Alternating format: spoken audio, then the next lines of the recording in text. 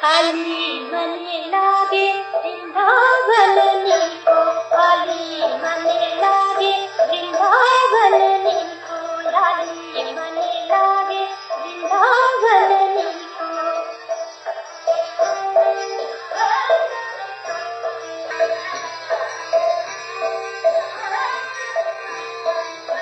घर घर तुलसी ठाकुर पूजा, घर घर तुलसी ठाकुर पूजा, दर्शन गोविंद जी को यादी मने लागे वृंदावन नीको, यादी मने लागे। এই ভারতবর্ষেই ছিলেন এক রাজকুমারী, যিনি তার প্রেমের জন্য জগৎ বিখ্যাত হয়েছেন। হ্যাঁ, প্রেম, কেমন সেই প্রেম? সেই প্রসঙ্গে আসার জন্য চলুন আমরা সেই রাজকুমারীর ছোটবেলার দিকে একবার ফিরে তাকাই। সময়টা 1505 সাল।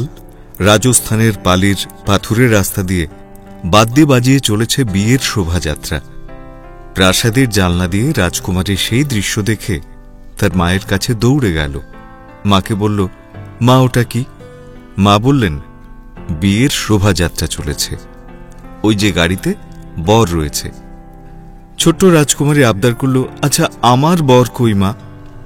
7 বছরের মেয়ের কথা শুনে কি উত্তর দেবেন ভেবে পেলেন না। রানী বীরকুমারী হাত ধরে নিয়ে গেলেন গৃহদেবতা গিরিধারীর মূর্তির সামনে, বললেন, এই তো তোমার বর। তারপর থেকে কি যে হল, শ্রীকৃষ্ণের হাজারো রূপের মধ্যে এক আঙুলে গোবর্ধন পাহাড়কে ধরে রাখতে দেখে সেই যে দৃশ্য, গিরিধারী রূপ, সেই গিরিধারী রূপকেই মনে প্রাণে সঁপে দিয়েছেন মীরা। 7 বছরের রাজকুমারী মীরা একমাত্র গিরিধারী ছাড়া কিছুই সে বোঝে না।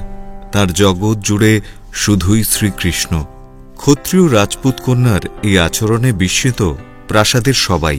কারণ মীরা যে সে পরিবারের মেয়ে নয়, স্বয়ং রতন সিং তার বাবা, রাঠোর বংশের মেয়েটা শাসক রাও যোধার ছেলে। এই রাও যোধাই প্রতিষ্ঠা করেন যোধপুর শহরের। সেই রাও যোধার প্রপৌত্র হয়ে মীরা কিনা ভেসে গেলেন ভক্তিসাগরে, কৃষ্ণপ্রেমে, ক্ষত্রিয় বংশের মেয়ে হয়ে, যেটা একেবারেই বেমানান। মায়ের কাছে কৃষ্ণপ্রেমের সঙ্গে পরিচয় হলেও মীরা বেশি দিন মাতৃস্নেহ পেলেন না। তার বালিকা বয়সেই সন্তানের জন্ম দিতে গিয়ে মারা যান বীর দেবী। বাবা রতন সিং মুঘলদের বিরুদ্ধে যুদ্ধ করতে গিয়ে মারা যান।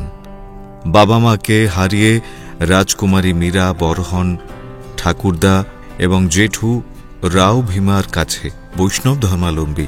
তিনি মীরাকে ধর্ম রাজনীতির ব্যাপারে পাঠদান করাতে লাগলেন।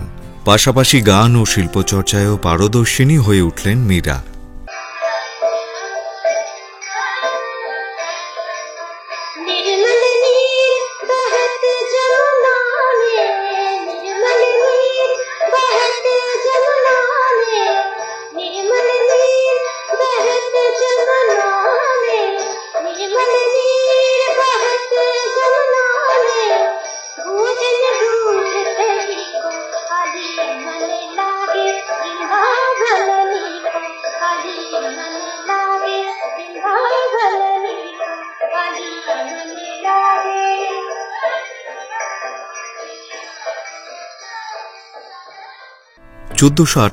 সাল ভারতের রাজস্থান রাজ্যের নাগৌর জেলার অন্তঃপাতি মেরতার কাছে কুর্কি গ্রামে জন্মগ্রহণ করেন মীরাবাই। মীরাবাইয়ের পিতা রাঠোর বংশীয় রাজপুত জমিদার যোধা রতন সিং রাঠোর। মাতা বীর কুমারী ছিলেন একজন ভক্তিময়ী নারী। আজ আমরা ভারতবর্ষের এই রাজকুমারীর জীবন কথা শুনছি। 1516 সালে 18 বছর বয়সে অপরূপা সুন্দরী মীরার বিয়ে হল মেবারের রাজা রানা সংঘের ছেলে ভোজরাজের সঙ্গে। গিরিধারীর মূর্তির সঙ্গে নিয়ে মীরা মেরটা থেকে পা রাখলেন চিতোরের কেল্লায়। সেই সময় মীরার সঙ্গে ছিলেন বাল্যবন্ধু মিথুলা। তিনি শেষ দিন পর্যন্ত মীরার ছায়াসঙ্গিনী ছিলেন। মীরার বিবাহিত জীবন সুখের হল না। তিনি হৃদয়ে শ্রীকৃষ্ণের আসনে কাউকে বসাতে পারেননি। বিয়ের মাত্র 5 বছর পরে মীরার স্বামী নিহত হন মুঘলদের সঙ্গে যুদ্ধে। এরপর আরও অতিষ্ঠ হয়ে ওঠে তাঁর জীবন। রানা সংঘ যতদিন বেঁচে ছিলেন প্রাসাদে থাকতে পেরেছিলেন তার পুত্রবধূ, কিন্তু তারপর সেটা আর সম্ভব হল না। কৃষ্ণ উপাসনা ছাড়তে রাজি না হওয়ায় বাড়তে থাকে মীরার উপর অত্যাচার। এই মানসিক নিগ্রহের মূল হোতা ছিলেন মীরার দেওর, চিতোরের নতুন শাসক বিক্রমাদিত্য। শেষে হাজারো অপবাদ আর গিরিধারীর মূর্তিকে সঙ্গে নিয়ে মীরা চলে এলেন মেরটায়, কিন্তু সেখানেও মন বসেনি। এরপর মীরা চলে যান তার আরাধ্যের লীলাভূমি বৃন্দাবনে। रतन सिंहासन आप विराजे, रतन सिंहासन आप विराजे, मुकुट धर्यो तुलसी को, मुकुट धर्यो तुलसी को, कुंजन कुंजन फिरते राधिका, कुंजन कुंजन फिरते राधिका, सबक सुनत मुरली को, सबक सुनत मुरली को। জীবনের এই পর্বে মীরা আর রাজকুমারী নন, তিনি পুরোপুরি সাধিকা।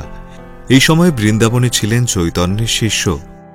মীরা তার সঙ্গে কথা বলতে চান, কিন্তু একজন মহিলার সঙ্গে দেখা করতে রাজি হননি রূপ সনাতনের রূপ গোস্বামী। এই প্রত্যাখ্যানে ভেঙে পড়েননি মীরা। বৃন্দাবন থেকে শুরু হয় তাঁর ভক্তি আন্দোলন। পায়ে হেঁটে তিনি চষে ফেলেন উত্তর ভারতের প্রতিটি কোণা। কাশীতে তার সঙ্গে সাক্ষাৎ হয় কবিরের।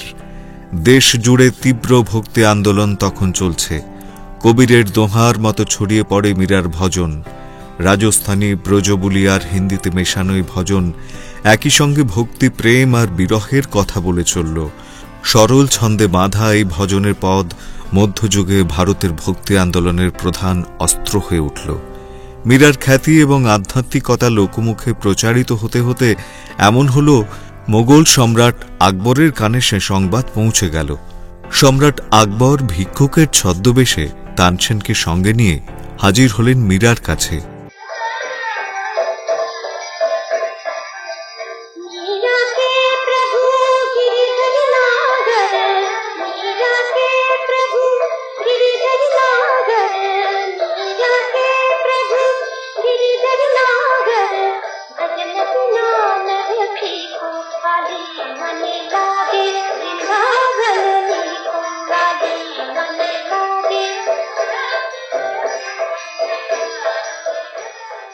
এরপর আকবর তার প্রাণবন্ত সঙ্গীত শুনে এবং ভক্তিমূলক গানে এতটাই আসক্ত হয়েছিলেন যে ফিরে যাওয়ার সময় মীরার চরণে তার পরিহিত মূল্যবান গলার মালা উৎসর্গ করে যান।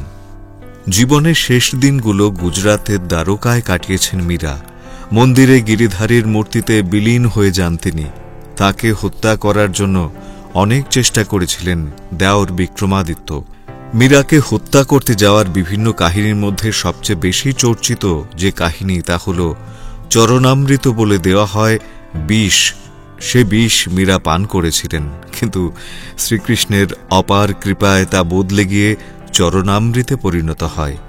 মীরার প্রাণপ্রিয় গিরিধারী, আর গিরিধারীকে নিত্যদিন পূজা করতে লাগত যে সাজি, সেই ফুলের সাজি, সেই সাজিতে লুকিয়ে রাখা হয় সাপ।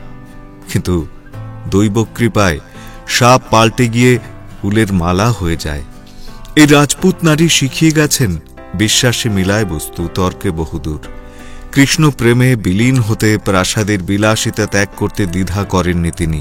কলঙ্কের ভাগী হয়ে ঘর ছেড়ে পথে নেমেছিলেন শুধু নিজের প্রেমকে বিসর্জন দেবেন না বলে।